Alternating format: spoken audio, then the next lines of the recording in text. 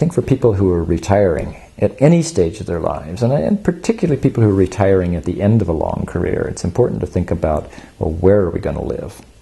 Now, one of the calculations that goes through people's minds is that if I've been working in the big city and building my life, family, and home here, that big city property is appreciated to the point where I can sell it and I can take the difference and I can move someplace to the country.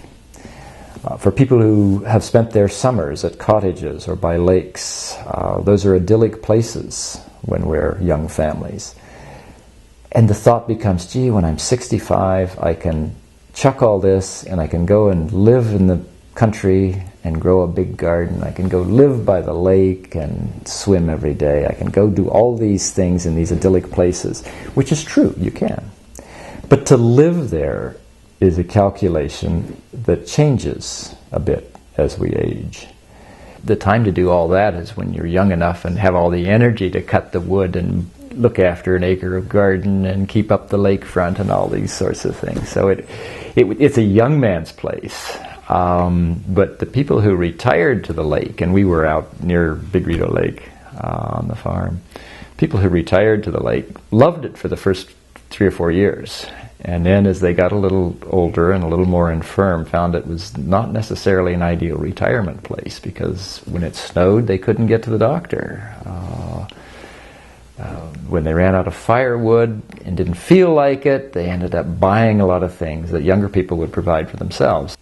People our age don't want to give up our old friends, and we can't give up our kids and all those connections we've built over 50 or 60 years. So they had to maintain those as well, and that's where all the driving came in, and all the transportation and logistic difficulties. So that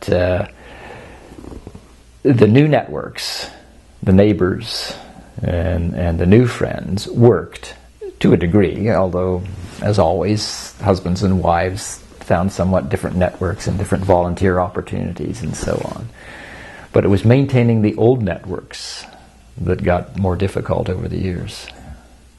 Make sure you're not moving into some kind of a logistic dead end, and recognize that you're not going to be 55 forever.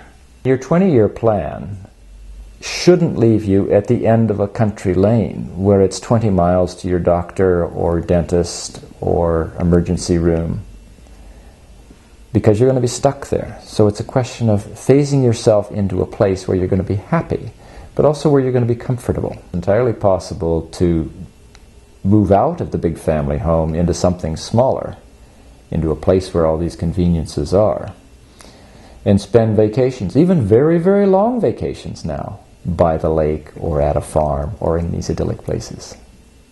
But you don't have to be there at the end of this lane after the